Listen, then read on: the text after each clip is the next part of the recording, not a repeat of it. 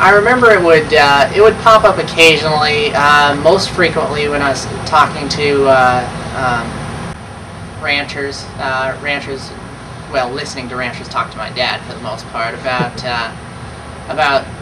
state water rights and things like that. And just the general feeling that they were trying to take Northern California water for Southern California needs that they didn't feel were important. I don't know the ins and outs of it, but that was when the discussion would usually start up. People were talking about how it was unfair that so many people in Southern California controlled what was going on in Northern California, and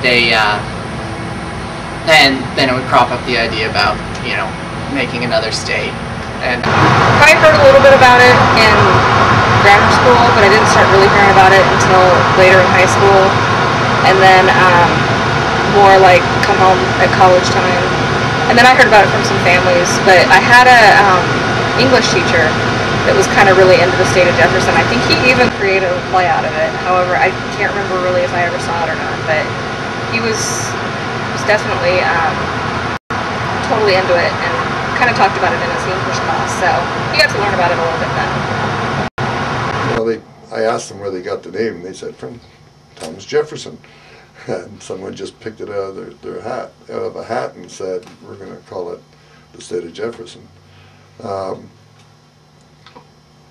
Not until all those years of not being able to see the movie. Let's see, the movie was made in '41, and then what was it, 90? I can't remember the year, 96, when we found the black and white. No one ever talked about the state of Jefferson. And then all of a sudden, people became aware of a movement that took place, and we wound up with the Jefferson Band, a newspaper that's calling them the State of Jefferson themselves the State of Jefferson newspaper. We have the State of Jefferson Chamber of Commerce. We have hats, we have shirts, and I think it's all in fun. Everyone is doing it in fun. And they can make all the serious statements they want, but they really don't believe it would ever take place. Well, that goes back to 1941 when they were blocking off the highway and passing out these flyers. And the whole movement really took off. And they petitioned Congress, Senate, even the states, federal Congress, there was quite a bit of approval. And what I've heard, although I can refer you to a source, you might be able to verify this. What I've heard, there was consent of both states and the federal government. It went to FDR's desk on 12/6 of 1941, which is the day before Pearl Harbor, and his dad basically died. And that's hearsay, but Terry Brown with Terry's Nursery in Wairika, you might call him up and he can tell you. He's done some more research on that. So it's in the minds of people, it's a neat thing. Like I told you, I heard his statement at the Bucket Brigade with 20,000 people listening. He said, "Long in the state of Jefferson, the crowd went nuts." There's a car wash here in Wairika that still has a lot of pictures of what they did back then. Transitioning to today, the ESA, Endangered Species Act, is getting to be a little ridiculous in people's minds. And I went to meetings like the SOSS, Save Our Shasta Scott Valleys, where people would just stand up and say, "Hey, we just do the state of Jefferson right now." And a lot of people, yeah, but nothing practical has been done recently.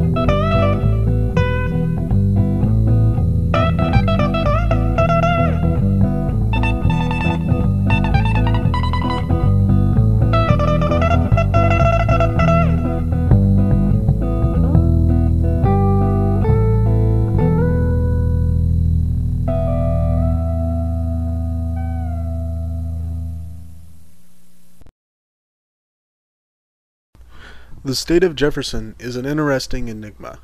In 1941, just before the attack at Pearl Harbor, tension in Northern California came to a head, and a few counties in the north actually had a reasonable shot at separating from California and forming a new state, then the 49th, called Jefferson. World War II severely interrupted the movement and changed the local and national focus to the war. When I started this project, I thought I'd be doing a piece exploring the causation of this single movement. However, the more I learned about the area and its rich history, the more I saw a somewhat consistent flow of events, from 1850 all the way to the present.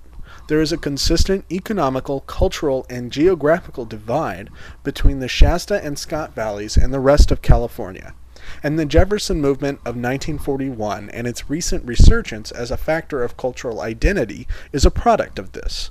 This area is special and unique in many ways and provides an interesting case study on rural California and sectionalist movements.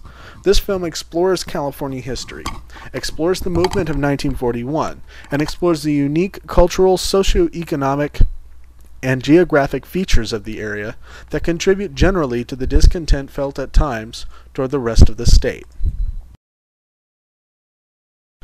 Since its founding as a state in 1850, California has entertained nearly 30 separate ideas for splitting up the large state into several smaller states, usually 2 or 3. Many historians link this idea to the vast differences of California's populations and topographies. California is agrarian and urban, mountainous and flat, with coastlines and inland mountain ranges, deserts, and valleys. California is home to nearly every ethnic group imaginable, and enjoys a very diverse population. Differences are bound to produce conflicts of interest between California's varying communities. Many of these ideas come shortly after the state constitutional congresses that surrounded its statehood, but some ideas also came much later, as we shall see.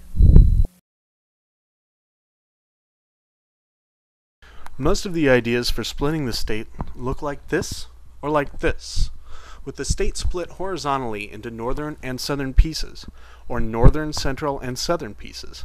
However, some of the ideas have been a bit more wild. One idea to split the state was into coastal and inland sections, which looks something like 2 very oddly shaped noodles laid out next to each other. At one point, tiny Del Norte County, which currently has a population of about 28,000, thought about seceding and either becoming part of Oregon or becoming a Rhode Island-sized state of its own. Seriously. At one point, bits of modern Lassen County issued a letter to the state government that declared themselves the state of Nautaqua, after a local Indian tribe. Many of these ideas made it into legislation in Sacramento, and they all eventually failed for lack of support, either from legislators or the public. Most often, if a small area feels it lacks any sort of power over its own existence, or if conflict arises between municipalities of a large county, California has solved the problem by creating new counties out of larger older ones, which is how California went from having 27 counties in 1850 to more than double that, 58, in 2005.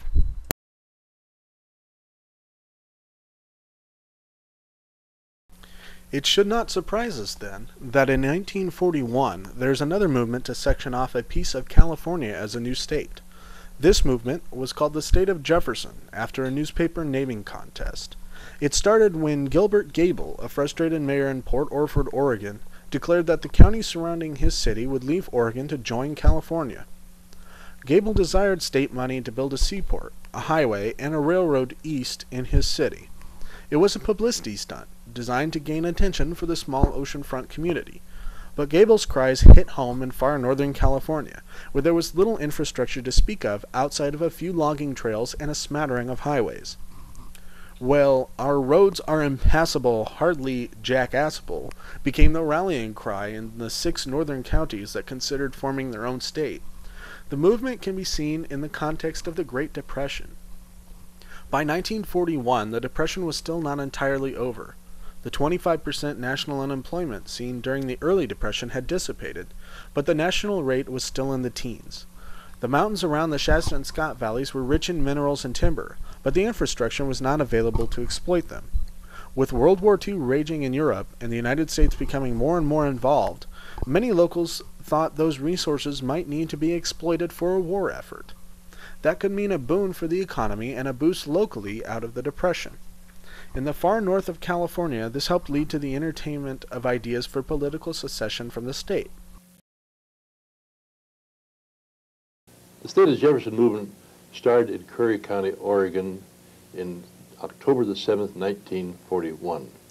It was on that date when the mayor of Port Orford in Curry County led a group of citizens before the Curry County Court and presented a statement which read, and I will read the statement, it said that the separation of the four southern Oregon border counties, Klamath, Josephine, Jackson, and Curry, and the three northern California border counties, Modoc, Siskiyou, and Del Norte, were objectives of the most desirability. Gilbert Gable, one of the state, was a promoter of in Curry County. He was an intelligent man, had a rich background in civic activities. He was mayor of the Port Orford town at that time, and he was quite active in the movement from there on. But the group, they argued that the counties named were rich in the natural resources, namely timber and minerals, and that these resources were much needed for the nation in their defense effort, and that neglect and lack of attention from the respective state capitals, Salem and Sacramento, hindered the harvesting of these natural resources which were so badly needed. Oh yes, there was three, as I understand it, that were here to take pictures of the action, which was taking place later on Overland Road. One was, I believe, Columbia, the other Universal News, but I can't remember the third one, and it doesn't really matter, I guess. But they took those, and we were very excited about it because we had never been on camera, any of us, and think that we'd have them here in the local movies. So they promised us that they would send reels up here, as I remember, and they could show them here at the local theater. And God, some of us might be able to get in Hollywood or something on it. We didn't think that at the time, but you never know. So, but they didn't do it, and we were stopped on account of the war coming on. I think that held them up right there. But the movement was a publicity stunt, in a way, to gain notoriety for the region and to get the statewide and national attention necessary to procure the development of the region. The newsreel footage you see here was taken in late November of 1941 to be shown nationally on December 8th, 1941. The bombing of Pearl Harbor dominated the news that day, and the newsreel was not shown until the mid-90s, when it was shown as part of a special on the topic for Wairika Community Television. This is a new committee that has been formed in accordance with the renewed interest in sectional sentiment in the far north of California. Though their numbers are small, they are very serious about creating a new state with the capital based in Wairika. Some would be quick to point out that the rural California is politically different from the urban California, that the interior is conservative and the urban areas are liberal, and that this accounts for the difference. But this prognosis ignores 150 years of sectionalist sentiment in various parts of the state. It also ignores the relatively even split politically in Siskiyou County and other so-called conservative counties. Of the roughly 26,000 registered voters in Siskiyou County in 2002, 10,500 were registered Republican and 9,500 were registered Democratic. While the conservatives have a majority, the balance of the voters are independents, and that is the key to the Shasta and Scott Valleys: independence.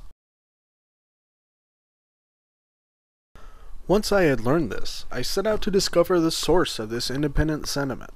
It would lead me to the cultural, economic, and geographic sources for the at least passing interest in the state of Jefferson, the naming of Jefferson State this and Jefferson State that, and its significance to the people of the Shasta and Scott Valleys.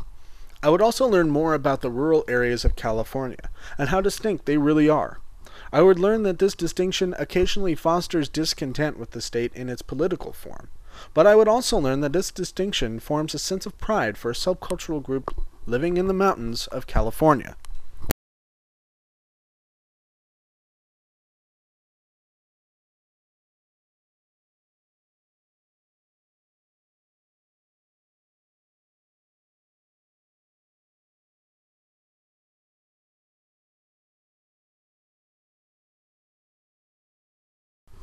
We have learned already that in 1941 the Depression was still happening, that it was not at the level it was in the mid-30s, but unemployment in the teens was average for most of the country. The onset of World War II got the 1941 organizers of the Jefferson movement most of what they wanted. Roads were paved to provide access to the rich mineral and timber resources of the mountains surrounding the Shasta and Scott valleys, and these resources were exploited for the war effort.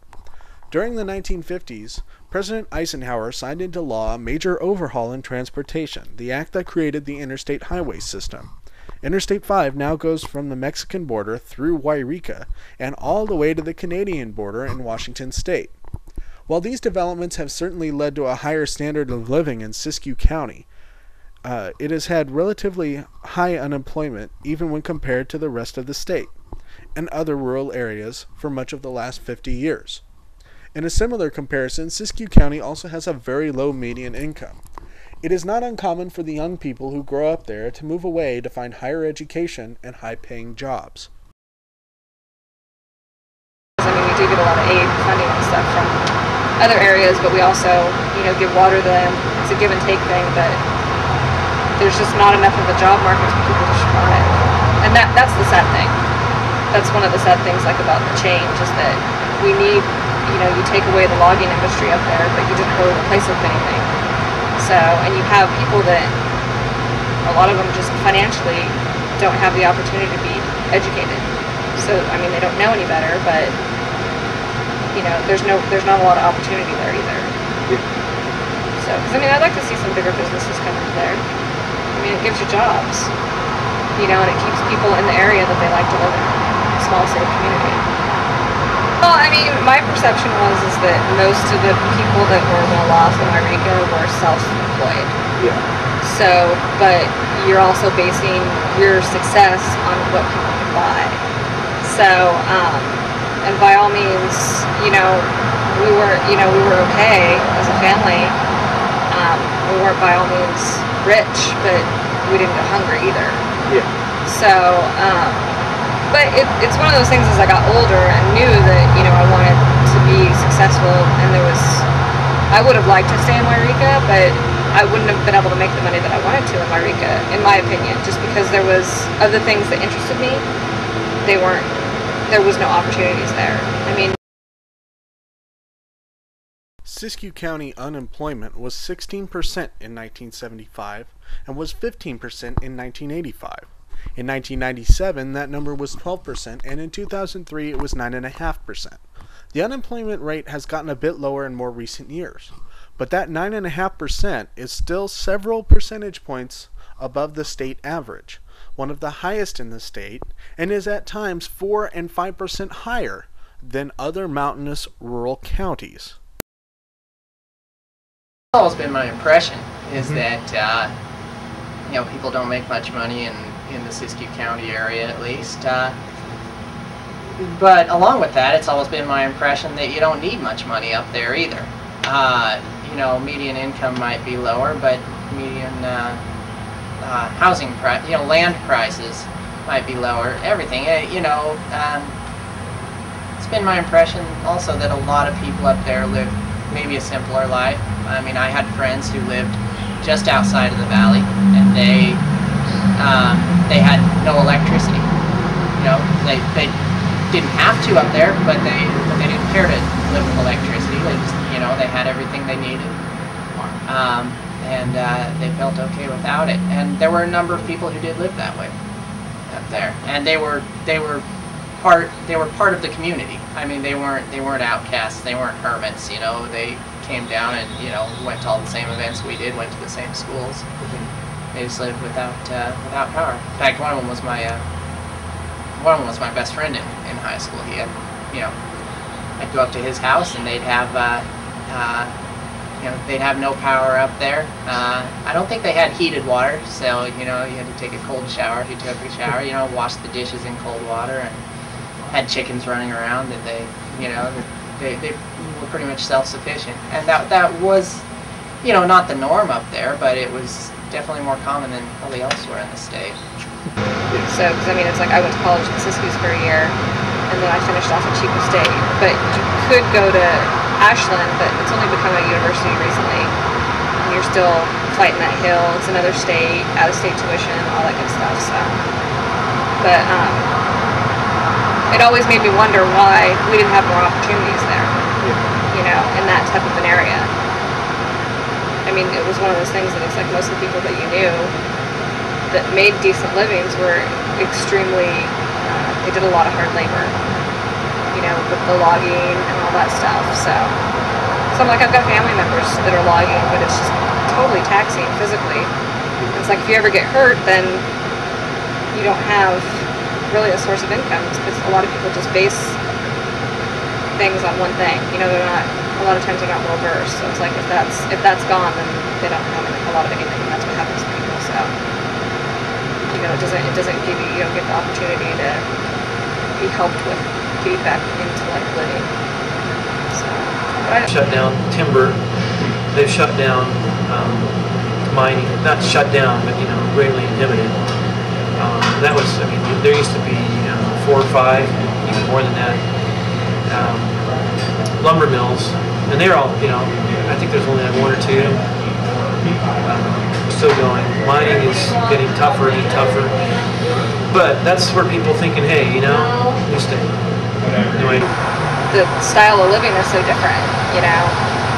You tax the North State for pollution that we don't have, or you make the North State suffer for the fact that, you know, we have all this water and all these trees that could stand to be logged and stuff was half of them dead out there. And then they're trying to control all these wetlands and stuff in other areas, but I'm like, you just don't need those type of restrictions up in the North State, because we have those resources that are nowhere else. You know, so I know that that's what, you know, kind of irritated people the most, was that you're charging us the extra money for what's going on in the Bay Area, and these people can't afford it. You know, you're getting cars smogged every other year like you do here, and granted it's warranted, but I don't remember how often. But I mean, that's a lot of money to somebody when they're paying, what is it, 2% of the price of your car for registration, and then the price of gas. It's like, yeah, you have to travel farther to get there, but why do we have to pay for the fact that, you know, other areas are using more? So, I mean, like I said, you're basing all these expensive restrictions on people that can afford it in these areas, taking the same values, putting them into an area that doesn't make as much money, and we're paying for stuff that we shouldn't be paying for. So.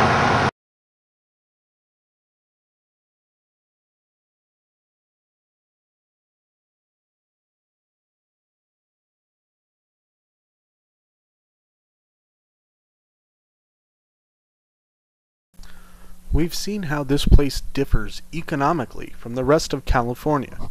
While there is an obvious overall raise in living conditions since 1941, Siskiyou County has remained in economic disarray relative to the rest of California for some time. But that is not the only factor in the revived interest in the state of Jefferson. The area also has a distinct culture. In the newsreel of 1941, we saw many signs of miner and ranching culture.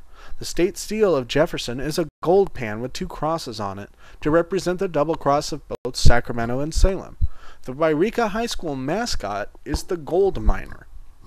The area's local history is rich with cowboy culture, the lone rancher driving his cattle through hostile terrain and taming the West. Whether these images may or may not be historically accurate is inconsequential. They help to form the basis of local culture and local pride. This rugged individualism helps to foster ideas about the possibility of local self-government. Another thing about what I've seen on gold mining documentaries and how these people came across America risking their lives. Very few found gold, but one of the miners' journal was simply this: after that experience, I believed I could do anything. Going across the country, doing the survival, finding gold, not finding gold, whatever. But there was a, hey, I can do anything attitude after I've conquered this, and maybe that spirit has continued. You know, self-sufficiency. I believe I can do it, and I want to be free. Maybe it's just been passed down. The kickback society. It's not the strain of living in a big city. and because it's a vast lumber, and not so much lumber anymore, but some of it's still here, but cattle country. And then the rest of it is service to tourism and or the people that are living in the community. So the strain isn't as great, and they look at things, I think, a little bit different. We have some history that they're proud of, you know, and but gold too. It's a city of gold, and so the history was just that. The miners found Wairika and area, and so when you go around town, you see just that the people are proud of the heritage of mining and state of Jefferson and the beautiful country that they have. People are independent-minded here. I mean, I was raised in Iowa on a farm, very independent, proud people. Farmers and ranchers, same idea, which kind of sadly they can be taken advantage of quickly if they don't. The grain just don't along after that. But I just think that the proud do-it-yourself attitude, you know, independent, free. Most people run businesses here, which again helps people be independent-minded and free. Sure.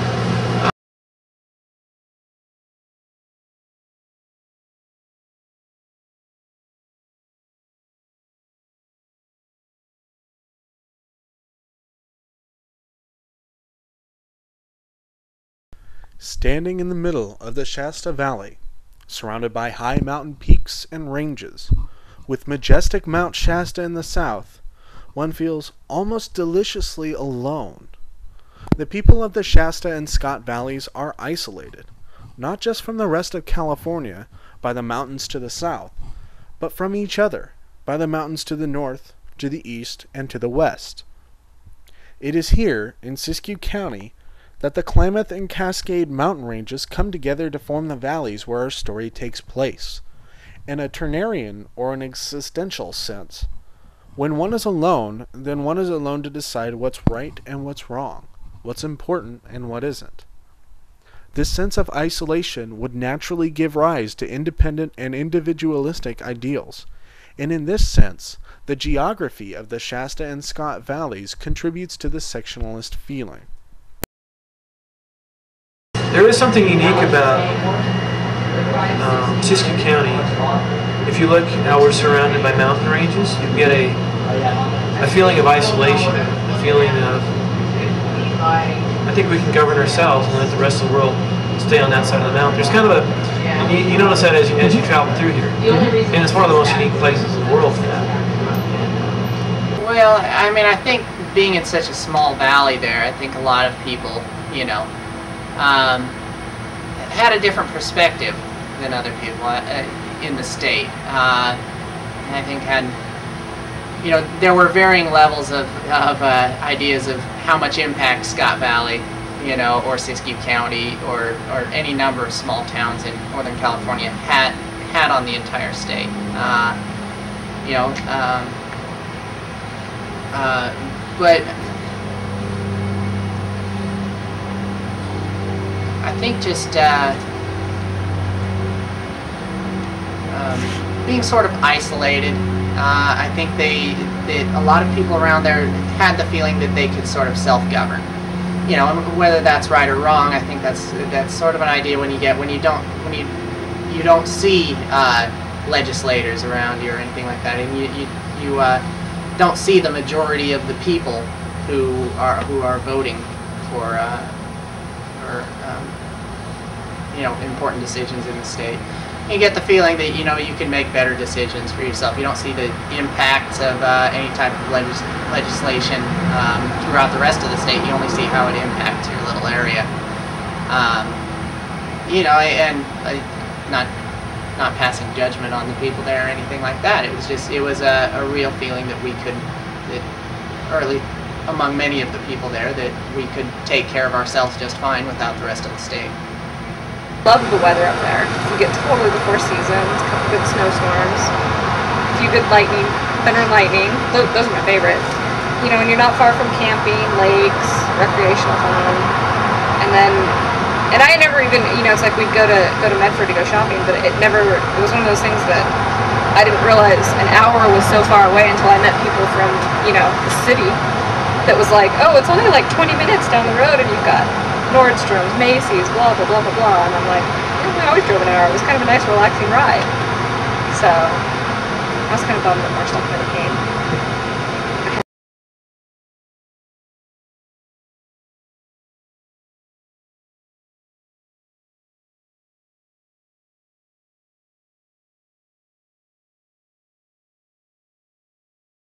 The state of Jefferson is not over. It cannot be over. While some may certainly take it more seriously than others, the idea of state separation will continue to exist as long as the cultural divide continues to exist. It will align itself with the issues of the time, whether they are development and exploitation of local resources, as they were in 1941, or whether the issues are more modern. The politics are the most inconsequential of all the factors that surround these ideas of separate identity. For some, living in these two small valleys, it may be an abstraction, or even a joke. For others, it may be a serious stab at self-government. To be honest, the road to separate statehood is bumpy. The process is long and arduous, and requires the consent not only of the federal government, but also the state governments that would be involved. But the state of Jefferson flag still flies over businesses on Edna's main thoroughfare. With the cultural division being what it is, these ideas will come and go, gain and wane in popularity, as they have since California was founded as a state. When the newsreel footage of the 1941 movement was discovered anew in the mid-90s, the idea of state separation was refreshed, but the cultural, economic, and geographic factors that had helped lead to the first movement had never disappeared. They just hadn't had a symbol of cultural significance for 50 years. The conditions for the idea were there, but had no name. And the idea is not necessarily one that every single person in the Shasta and Scott Valleys wants to take to the outcome of state separation. It is more a factor of identity for a culture that feels alienated from the mother culture, and this leads some to talk about full-on political separation. In finishing my interviews, I asked each of my 4 interviewees to talk about what makes their home special and distinct, where they grew up, lived, and went to school and work. I wanted to get at this sense of being special, distinct, and different. I suppose I'd like for someone to understand, as much as I don't understand, you know, because I haven't experienced very much, you know, a lifestyle in an urban setting. You know, Chico is the largest town I've lived in. Besides that, I've lived in Eureka, which is, you know, less than half this size, and Etna, which is, you know, like I said earlier, about 800 people. But as much as I don't understand, you know, how someone could grow up in an urban setting and, you know, be satisfied and happy without having all the outdoors nearby them, you know, all the room to kind of spread your arms, you know, that I had, I suppose I would want people to understand that it is a good way to grow up. You know, you aren't bored all the time. We lived on a 360-acre ranch with a creek running through it, and you know, just all kinds of things that we had that not many people get to experience that live in an urban setting, and it is a valuable way of life. It's something that I hope everyone can understand is something that we wouldn't want to take away from everyone.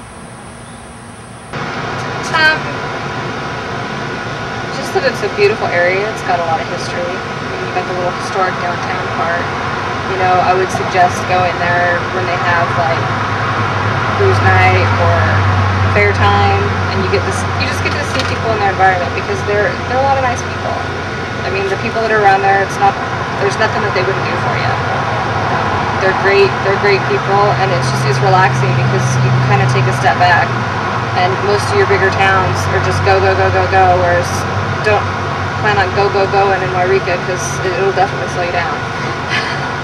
It's a nice, relaxing area, you know. I mean, it's a slower pace, you know, and it's kind of refreshing when, you know, because there'd be times that I would come home, and I'm so used to living in a bigger area now that I'm like, okay, I've got to go to the bank, the store, do this, do that, do that.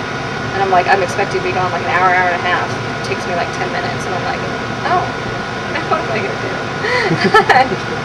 But, you know, it's just like soak up the history of the area, visit the museum, and just try to, I mean, they've got a lot of neat gold mining stuff at the courthouse, as well as, you know, just read up on some of the history. So, it's a cute little town. They do have some events that are pretty cool, so.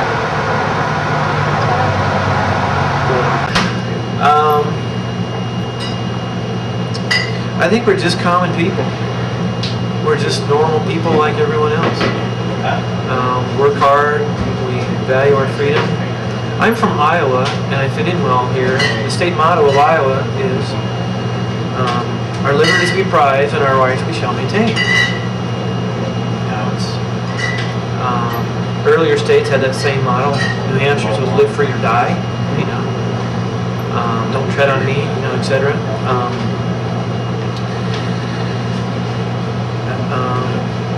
That's one thing I want to communicate. You know, there's, you know, just normal people, hardworking, want to be free. But number two, as a resident professional engineer, working $1 million projects here, one in the manufacturing facility, and other high-dollar projects, I've been very impressed at the professionalism of the people here. You know, contractors, plumbers, electricians, and just a sheer talent. There is a lot of. I mean, we're not backwoods people. We're professionals, working families. We're just like everybody else. I'm pleasantly surprised at the high quality people I keep running into. And like I said at the meeting, we just got to keep moving forward, and high quality people will come out of the woodwork. You know, attorneys. I know a law professor, Liz Castell, who loved this. A brilliant mind. And even, you know, there's Hollywood stars that don't live here, Michael Douglas. Yeah, I don't know if you wanted to take them home and fill them out, but I didn't. Schwarzenegger owns land, so does, what's his name? Anyway. And even Open Range, did you see the movie Open Range? Kevin Costner? That author lived in this county, and he's got a world record for writing books, so we're, you know, we're very common with a surprise resource of intelligent, decent people. So, I guess that's the best way to say it.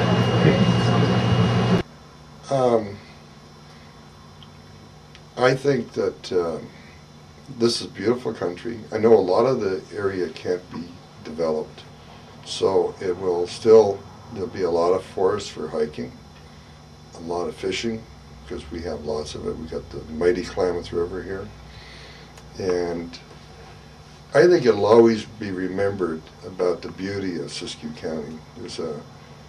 There's a very special magic here, and that will always be here. You can't take that away because of the hills and the rivers. But the history is so great here. The pioneers that came out, that's forever being written about, and I think that's going to stay. It's always going to be a historical landmark in the United States of America. It is. It's a landmark. You know, it's got some great history. I know that, you know, the natives are very proud of their area, and the natives, if they had it their way, there would be no change. You know, they really would like to keep it wide open spaces, all the fish just for them. I've heard stories from some of the guys that they could go out in the morning and by 10 o'clock they'd had their buck and they were home. Now they've got they can't, or they don't, shoot a buck for maybe 1 or 2 days because there's so many people out hunting and there's so few deer now because of all the people that come up in this area and hunt. Well, this was hard for me to believe that the Klamath River and the Scott River was black with salmon in the salmon runs, that you could walk across their backs, and the smell of fish was so strong. I found an old movie and I converted it over, and it shows just that. That's the way the rivers were. And then when the salmon ran to spawn, it was just unbelievable. The whole river is black. All these salmon coming up from the ocean, and it's not like that today. You don't even see them. I mean, you got to go to a shallow area to see a salmon that's spawning. So there's a lot of changes that has taken place, I think, because of population. I know there's ranchers that are starting to take a good hard look at developing their land for homes rather than ranching, and they're going to try and capitalize on it. We got a big Indian casino going in, and when you start getting all these things coming into your community, it's going to start to develop more and more, and it won't be long. This is going to be a big city. Etna, most people don't hear about or haven't heard about. They're hearing about it now. Etna's starting to grow. Siskiyou County is really starting to grow. The outskirts of Wairika is growing dramatically. Just unbelievable the way homes are starting to go up all over the place. The young moved out, and the children moved out, and the young retired are moving in from other areas. And what was maybe once, we'll say, 60% native, okay, it's only 40% native now because of all the different people moving into the area. Wairika's been discovered. There's no question about it.